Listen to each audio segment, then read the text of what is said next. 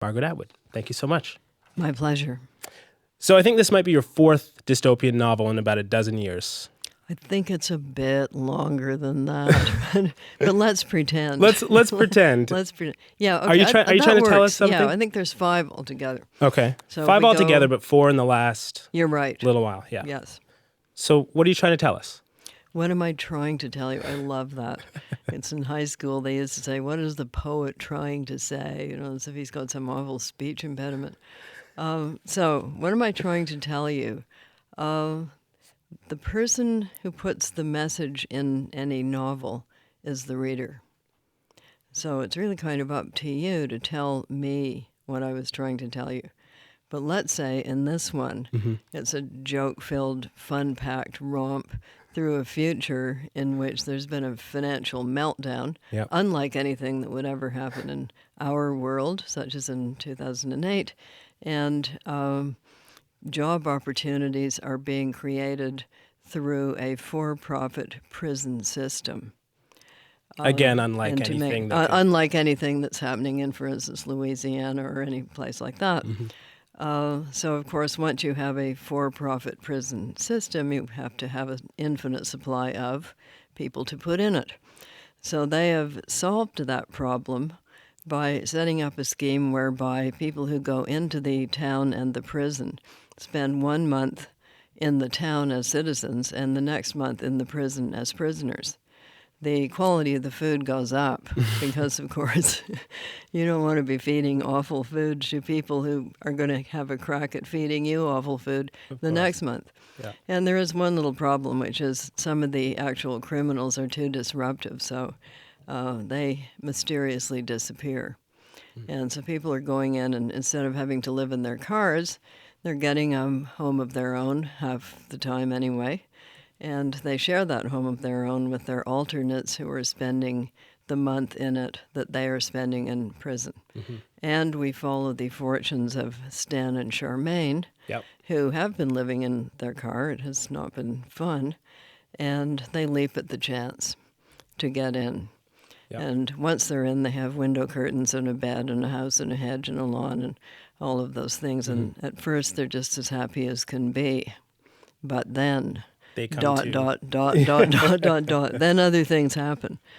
And one of the things that happens is that they fall in love with their alternates, whom they're not supposed to ever meet or know. We will get into all that. First, I want to ask you about speculative fiction more generally. I saw you give a really interesting metaphor. You said that writing speculative fiction is something like running very fast, in that sometimes you're a little bit ahead of reality. Other times reality is a little bit ahead of you. You just weren't quite aware of it. It made me wonder if all of this change that's going on around us has accelerated your imagination. I think there's no doubt. Things are moving really fast, especially in the world of technological invention. And people think I make a lot of this stuff up. I actually don't. I put in things that either have already happened, as I did in the Mad Adam trilogy for a number of them, or that I know people are working on. And that was true of the Mad Adam trilogy as well. And by the time I got to the third book, reality had caught up with the first one in quite a few of the instances. And similarly, the things in The Heart Goes Last, you may think come from the wildest extremes of my warped and twisted imagination. Not so. Like the baby's blood. The baby's blood, yeah. They have done this mouse experiment. So jury's out, but they sewed an old mouse and a new mouse together, not too fun for the mice. And it turned out that the blood of the old mouse appears to have made the young mouse older, but the blood of the young mouse made the old mouse younger. So that being the case, if that is the case, it's not good news for babies. Hopefully it won't come to that, but that certainly would not be good news. Not for babies, no. Not for babies. Maybe for some nonagenarians it might be quite good We'll news. be okay, but yeah, not the babies. Have you noticed this accelerated imagination among your peers? My peers. Yeah, So, in writing. So In who writing. are my peers? People of my generation? No, I mean other writers. Other writers, okay. Other writers, yes. But usually other writers who are younger than me.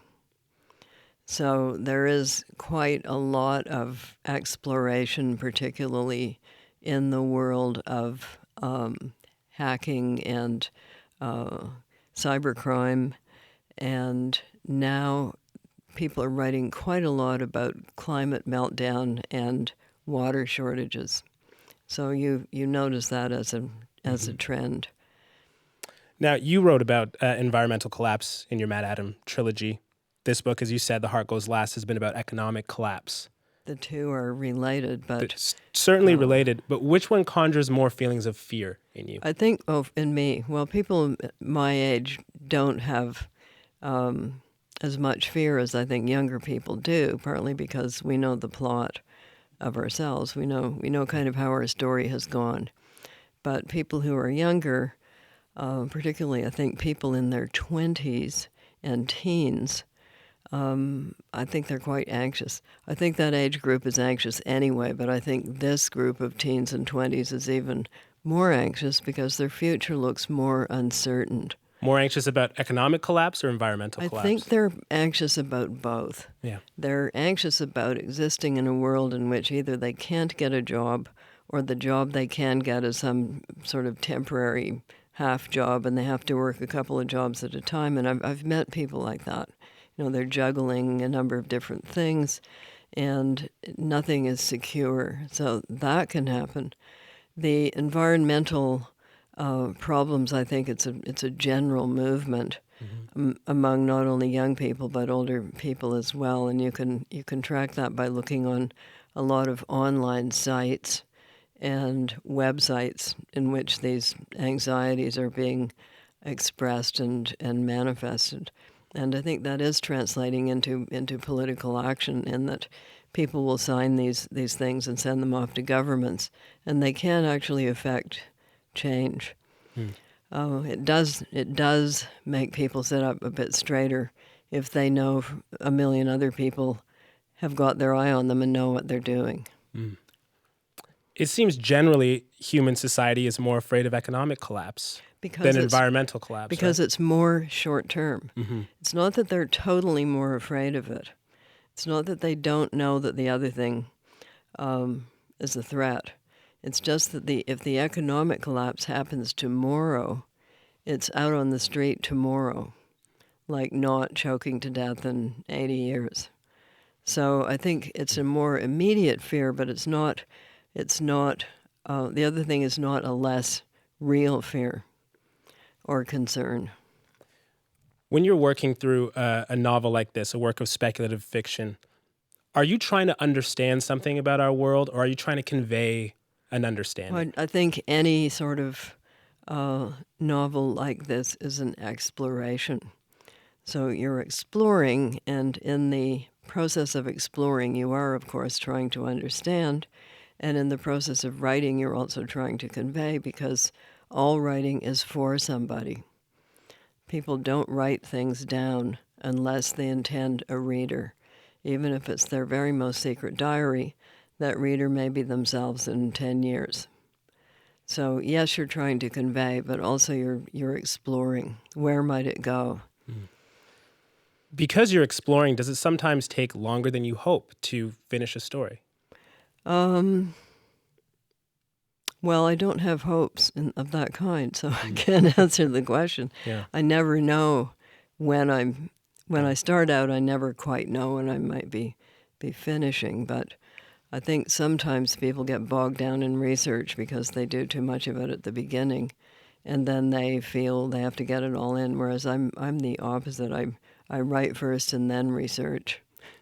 It means I may have to rewrite, but at least there's nothing stopping the forward motion of the story. And you tap into your imagination first and then? My imagination and my great big attic full of odds and ends of stuff I've already read. Okay, you laid out the plot earlier. So the story follows Stan and Charmaine. They're living in... We're not going to tell the end. We're not going to tell the end at all. We're not going to tell the end. But Stan and Charmaine are living in a very difficult situation, living out of their car. They decide that this positron project is preferable, where they spend a month in prison and they spend a month in freedom and relative comfort. But it's a very nice prison. A very, very nice prison, exactly, with great food, right?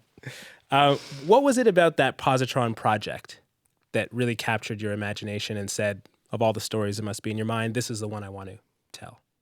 Let's see now. I started writing it online on a site called Byliner as a serial. So I started with the first installment, and that went pretty well. And so my editor and myself decided to try a couple more. And we went on from there. And then my publishers said, "What are you doing? Why are you fooling around online? Margaret, behave yourself. Make this into a real novel." So making it into a real novel meant pulling things apart, putting them back together in a different way, throwing out some of the repetitions that you put into a serial to remind people of where you were last time. Mm-hmm. But the cliffhanger nature of the episodes stayed because it's the nature of writing a serial, as Charles Dickens used to do, that you have to end on a moment of what next. Mm-hmm. So there are those moments all the way through. And so you're wondering why the positron project was captivated. A little while ago, how many years ago? Maybe 4 or 5 years ago, I was involved in a manifestation in Kingston, Ontario, in which the people doing the march were trying to preserve farming as a feature of prison life because of the benefits that it confers and the positive lesson it teaches, and the federal government wanted to close that down, and they did close it down. So that's probably when I started thinking about the following thing. What's all of this for? What are prisons for? And I think our society has not really made up their mind about that. Are they to rehabilitate people? Are they to keep people safe from Hannibal Lecter, so he won't go around eating us? Are they to punish people? Are they penitentiaries, as they were called in the 19th century, where you can go in and become penitent? What is the overt aim? Mm-hmm. And what also are the actual results? So I think this is a part of our society that is really not working very well. And I also think that when you have for-profit prisons, as you do in some parts of North America right now, in order to make it profitable, you have to keep filling it up, don't you? Mm-hmm. So what does that create? Well, it actually creates a need to keep supplying criminals. Why do you think ordinary citizens don't think that deeply about prisons? Probably because they've never been in one. They probably think that they're probably still thinking in sort of late 19th century terms about them. Mm-hmm. But they have a long history. One of the interesting things about that long history is there were no prisons before there was agriculture. Why is that? Because in a nomadic society, you're not staying in any place long enough to build buildings to put people in. So you don't do prisons. You don't do prisons until you have buildings. And once you have buildings, you've got cellars and other unpleasant things. I've also been thinking about such things as Bill C-51 and what that would enable. And that's pretty scary, too, because once you have no oversight, you have abuse. There's just... the surveillance bill. Yeah. So once you take away accountability and transparency, you're going to have people behaving badly because they can. When you're writing about the positron project, Did you do that historical research afterwards? Is that an example of doing research Well, afterwards? I'm so old, I'm just really, really old. So I have a long history of reading about these things.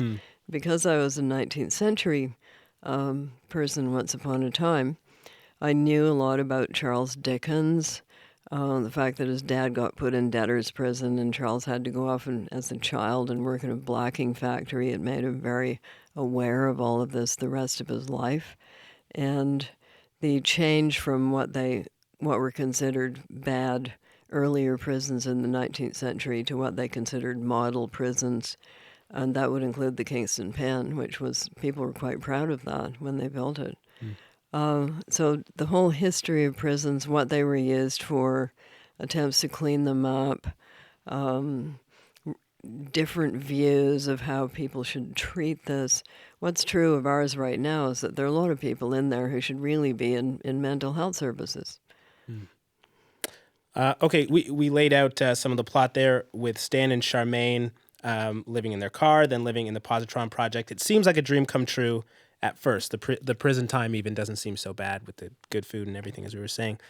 Is this an allegory for our world, where we give up a measure of freedom for relative comfort?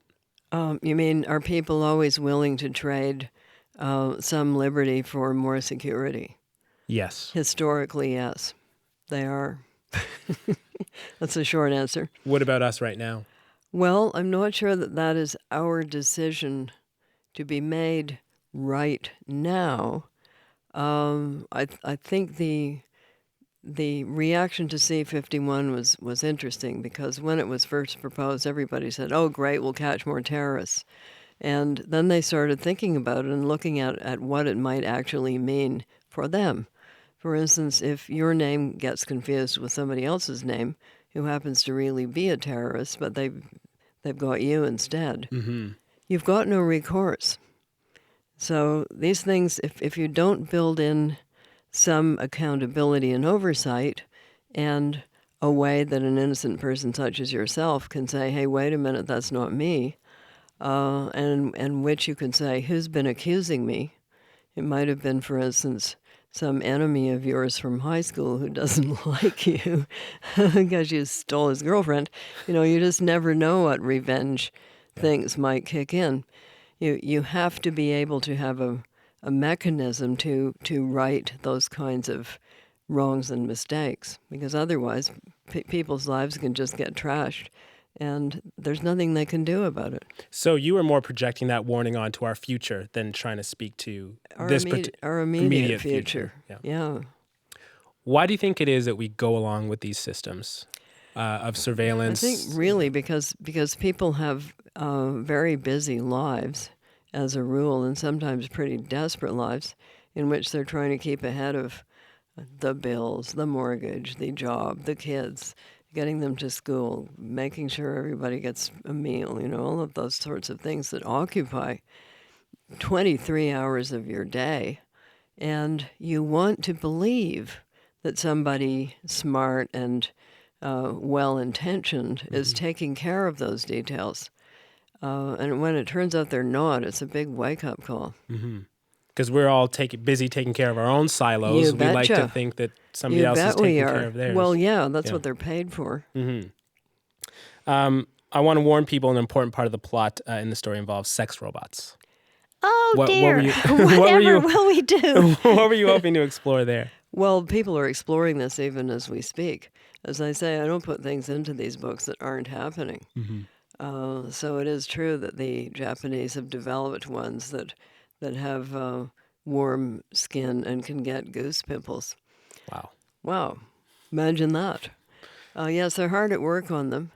And what will they be used for? Well, you hear various kinds of things, but you can just think it up yourself. These life-sized dolls that aren't animated, they're already in full production. There was a big piece on them in Vanity Fair just recently. So this is not twisted old Margaret making this stuff up. Well, it's a fringe interest at this point. But do you think a fringe interest of whose?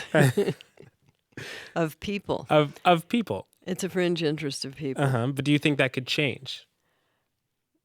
Do I think that can Radio change? people can't see the look that I was just given.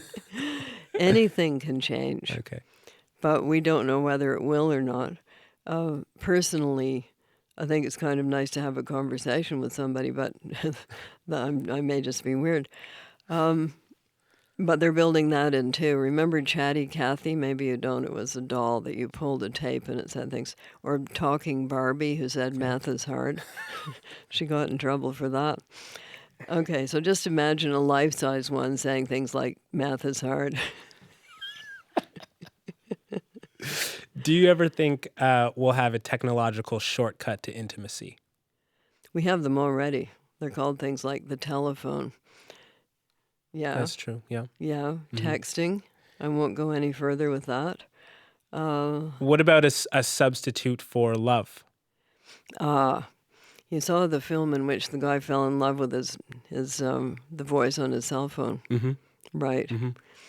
Her. Yeah, the movie Her. Yeah. Here comes Siri. I don't know. Yeah. People are hard at work on those things, and one of the things they're hard at work on is making these voices and appearances good enough so they'll fool you. More human. More human. Yeah.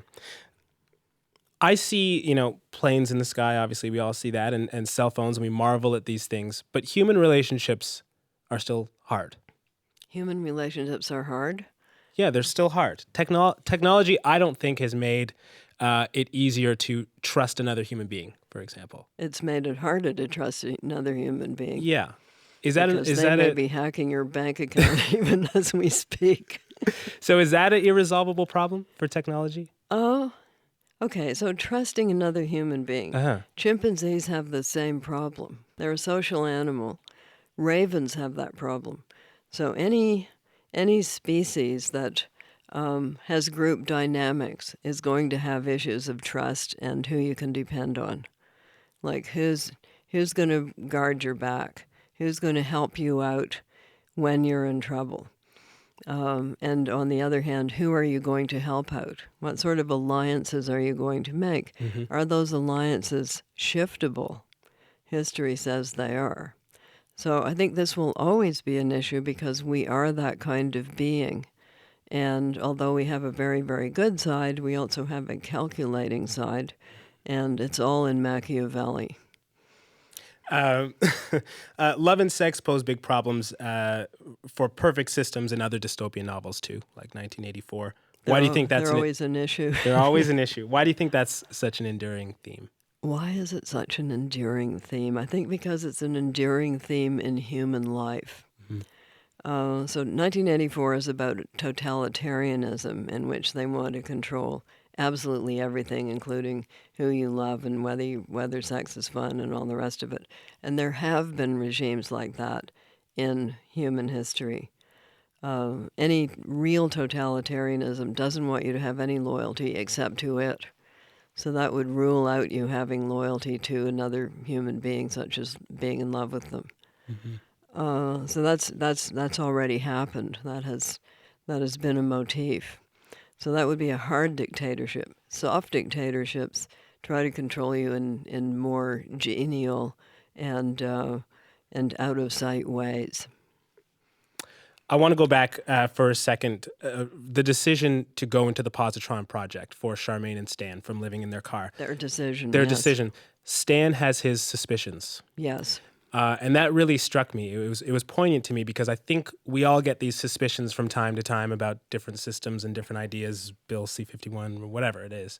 But we don't always listen. No, we don't. What does it take to listen more acutely? You mean, what's the wake-up call? Yeah. Or how do we pay better attention to that voice? It depends how hard your decision is. So, or what your alternatives are. Yes, he's got his suspicions, but he really has the suspicions about continuing to live in his car. It's not just a suspicion. That's outright fright. Yeah, which is more powerful than a suspicion for sure. Okay, back to 1984 and Brave New World. What have these sorts of stories meant to you? Well, I read them as a young person. A really young person. Yes, Shad, I was once a young person. So 1984 came out in 1949. So I then was able to purchase it in a drugstore with a really cheesy cover on it in about 1951 because it was the age of putting classics into the drugstore with cheesy covers on them. So you could read a lot of classics that way, Hemingway, Faulkner, Blondes and Negligees on the cover. A lot of people stumbled into great literature just through that. So I read it. They have the same displays now, but it's not great literature. Yeah, but they're making fun of them. Yeah. In a way. Sometimes they bring back retro covers of those books, but at that moment in time, they were real. That was what you bought in the drugstore. Mm-hmm. So how old was I? So 1952, I was 12. So it made a deep impression on me. At the same time, I read another book called Darkness at Noon, which wasn't science fiction or speculative fiction. It was a real account of being in a Soviet prison during a purge trial.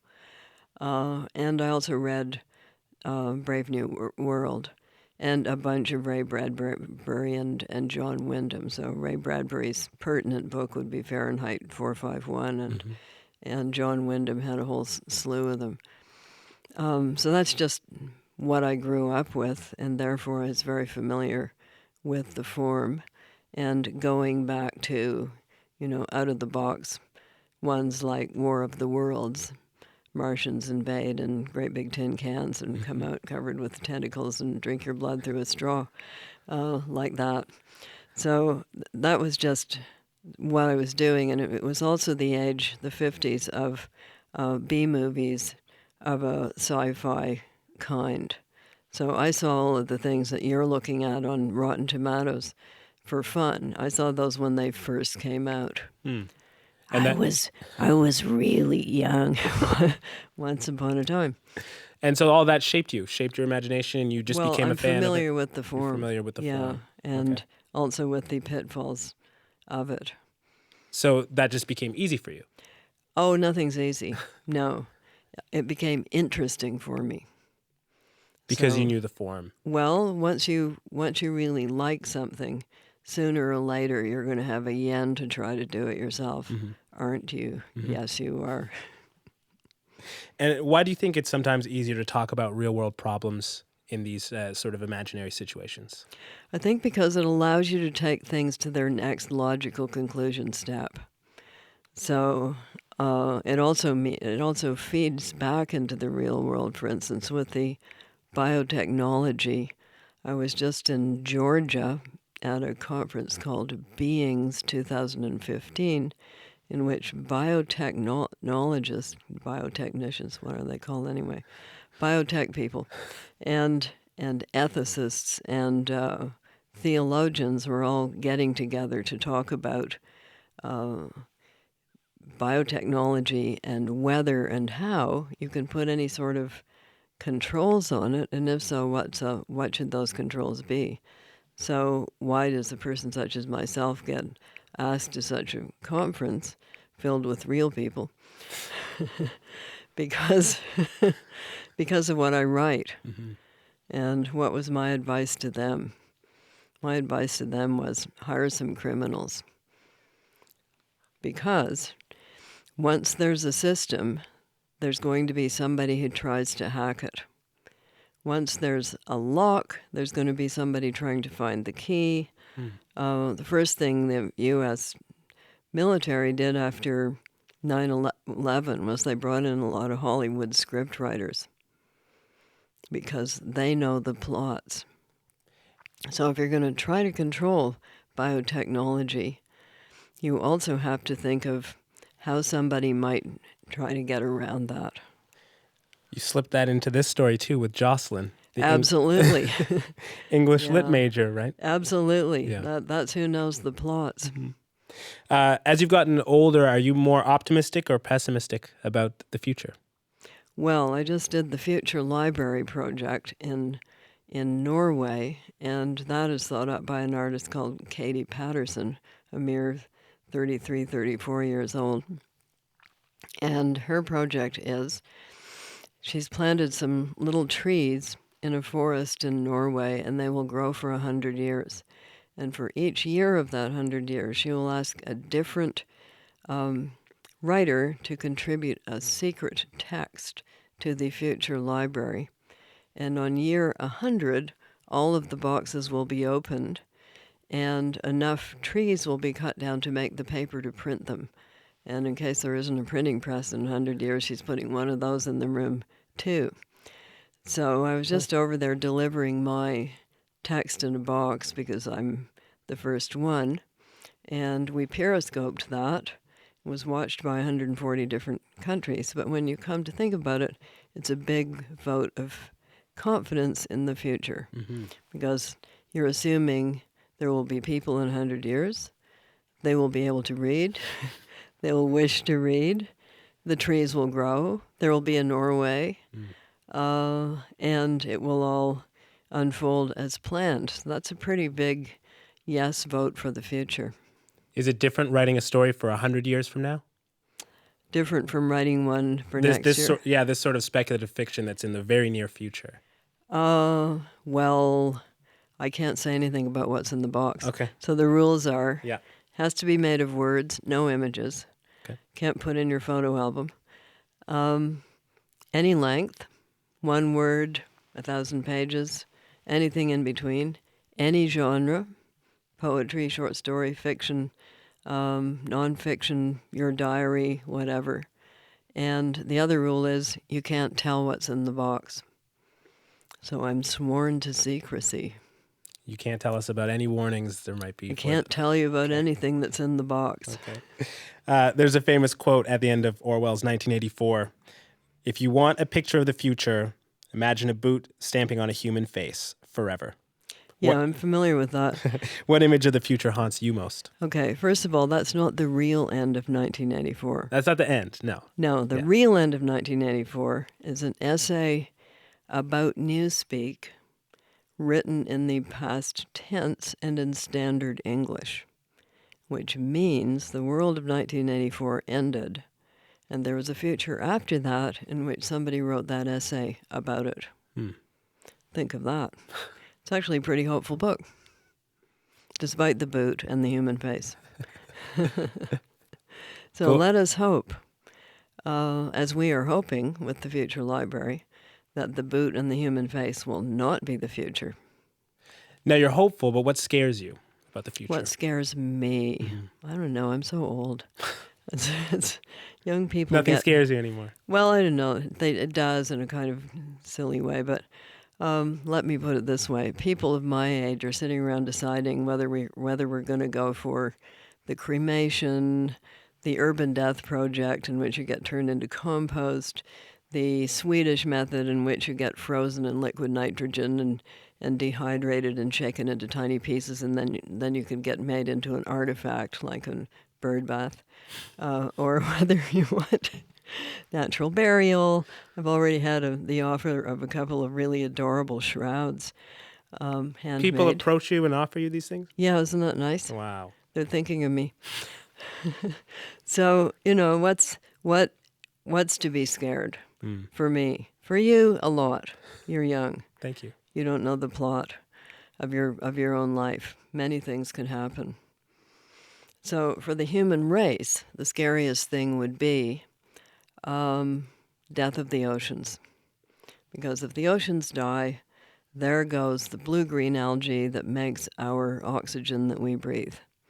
So number 1 on your list would be prevent the death of the oceans. How about that for scary?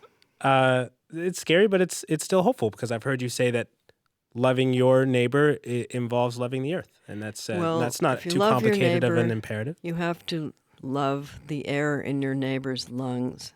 You have to love the water that your neighbor drinks, and you have to love the purity of the food that your neighbor is eating. And all of those are your neighbor's attachment to the environment, so the environment is not out there. It's in us right now. Every time you breathe in, that's the environment inside you. I think that's a fitting note to end on. Thank you so much. Thank you.